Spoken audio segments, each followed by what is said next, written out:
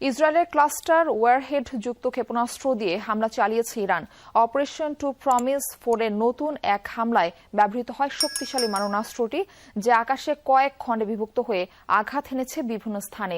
বিষয়টি নিশ্চিত করেছে রেভলিউশনারি গার্ড IRGC। মূলত ব্যালিস্টিক ক্ষেপণাস্ত্রের চাদরে ঢাকা ভয়ঙ্কর এক যুদ্ধাস্ত্রের নাম ক্লাস্টার মিউনিশন। বৃহস্পতিবার স্থানীয় সময় রাত আকাশ প্রতিরক্ষা ব্যবস্থা ভেদ করে ইসরায়েলের ব্যস্ত রাজধানী তেল আবিবে আঘাত হানে ইরানের একটি ক্ষেপণাস্ত্র। মিসাইলটির বিধ্বংসী রূপ ধরা পড়ে ক্যামেরায়। রেভলিউশনারি গার্ড IRGCর দাবি, এটি ছিল একটি ক্লাস্টার ওয়ারহেডযুক্ত খাইবার শেকান মিসাইল, যা মাটি থেকে স্বল্প উচ্চতায় কয়েকটি সাবমিউনিশনে বিভক্ত হয়ে আঘাত হানে তেল আবিবের বিভিন্ন স্থানে। খাইবার শেকান নামের এই মিসাইল ইরানি অস্ত্রভাণ্ডারে নতুন, যার নামের অর্থ দুর্গ বিধ্বংসী। 2022 সালে IRGCর সমর ভাণ্ডারে যুক্ত হয় ক্ষেপণাস্ত্রটি।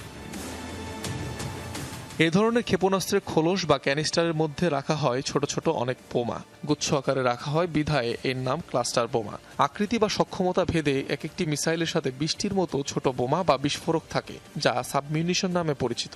এসব সাবমিউনিশনে কয়েক কেজি পর্যন্ত বিস্ফোরক থাকতে পারে। মূলত মাটি থেকে 7 থেকে 8,000 মিটার উচ্চতায় আকাশে থাকা অবস্থাতেই এগুলো বিভক্ত হয়ে আশপাশের কয়েক কিলোমিটার এলাকায় ছড়িয়ে পড়ে, যেখান থেকে পরবর্তীতে একের পর এক বিস্ফোরণ ঘটে।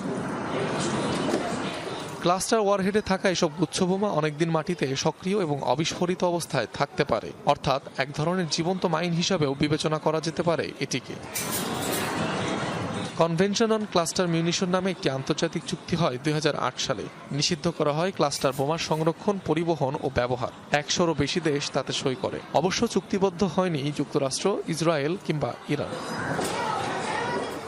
যুক্তরাষ্ট্র, রাশিয়া, চীনের মতো পরাশক্তি সহ হাতে গোনা কয়েকটি দেশের কাছে রয়েছে ক্লাস্টার প্রযুক্তির ক্ষেপণাস্ত্র ভাণ্ডার। ইরানের রহস্যময় ক্ষেপণাস্ত্র বহরেও রয়েছে এই ওয়ারহেড, যার মধ্যে অন্যতম খাইবার এবং ফজর 3 ব্যালিস্টিক মিসাইল।